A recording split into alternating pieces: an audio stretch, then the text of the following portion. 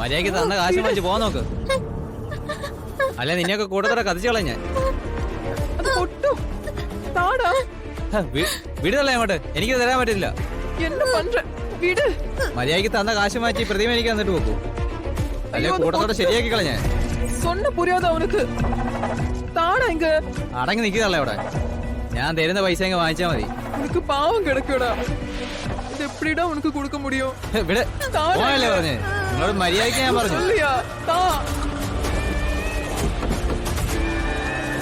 എന്താടാ എന്താണ് ഒരു ബഹളം ഇവിടെ?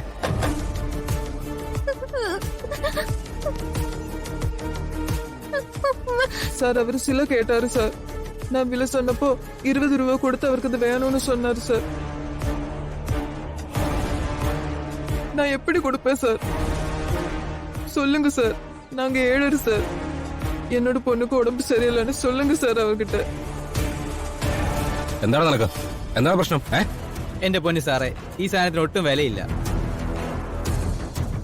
തങ്കവിഗ്രഹത്തിന്റെ വില ഈ തള്ള ചോദിക്കുന്നത്. എടാ നാണല്ലോ നിനക്ക്. ഇവര് പറയുന്ന വിലക്ക് വേണമെങ്കിൽ നീ വാങ്ങിക്കേ, അല്ലെങ്കിലേ അതും കൊടുക്ക്.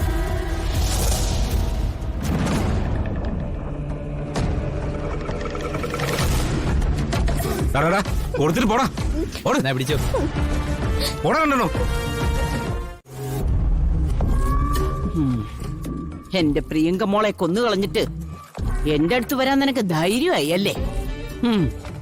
ഈ വിരുന്ന് വരവ് നീ ചാവാനുള്ളതാടി.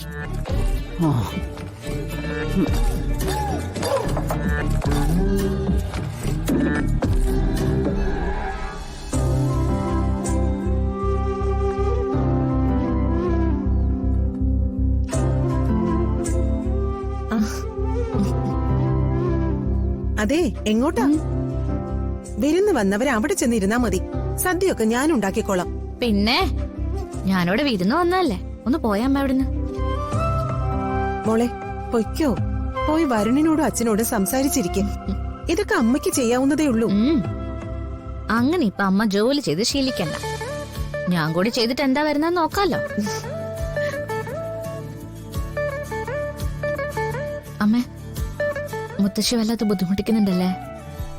അതൊന്നും സാരമില്ല മോളെ. മുത്തശ്ശിയുടെ കയ്യെത്തും ദൂരത്ത് നീ ഇല്ലല്ലോ. ആ ഒരു സമാധാനം ഉണ്ട് അമ്മയ്ക്ക്.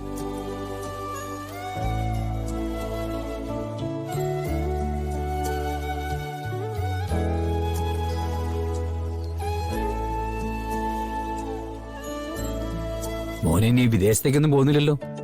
സത്യത്തില് എനിക്ക് അങ്ങനെയുള്ള ചിന്തകൾ മാത്രമേ ഉണ്ടായിരുന്നുള്ളൂ.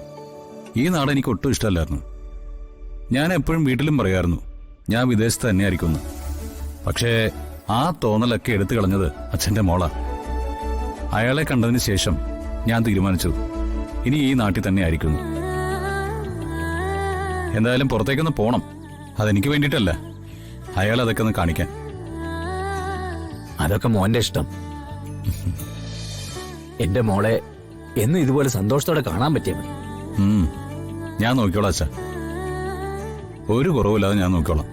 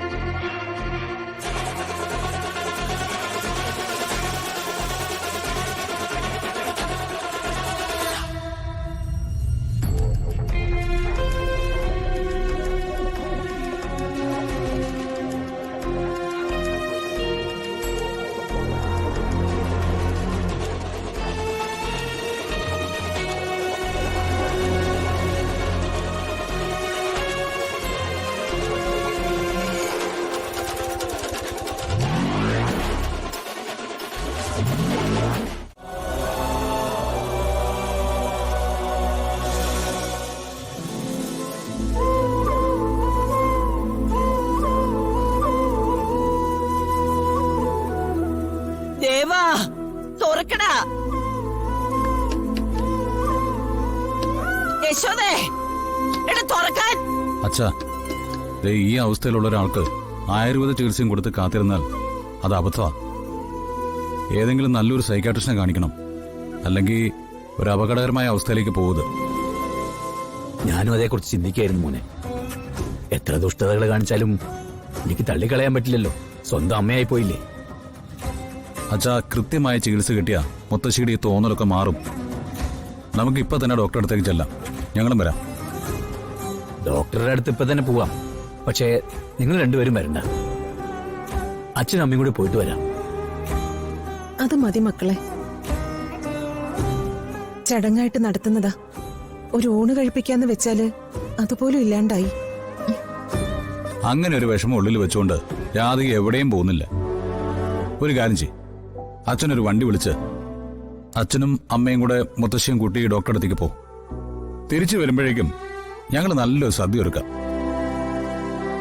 നിങ്ങൾ തിരിച്ചു വന്ന് നമ്മളെല്ലാരും കൂടിയിരുന്ന് അത് കഴിച്ചിട്ടേ ഞങ്ങൾ പോകുന്നുള്ളൂ. യശോദേ, എന്നാ റെഡി ആയിക്കോ.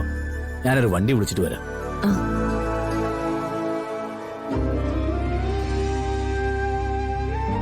അമ്മ, ചിലപ്പോ മുത്തശ്ശി ഇനിയും വയലന്റ് ആവാൻ ചാൻസ് ഉണ്ട്.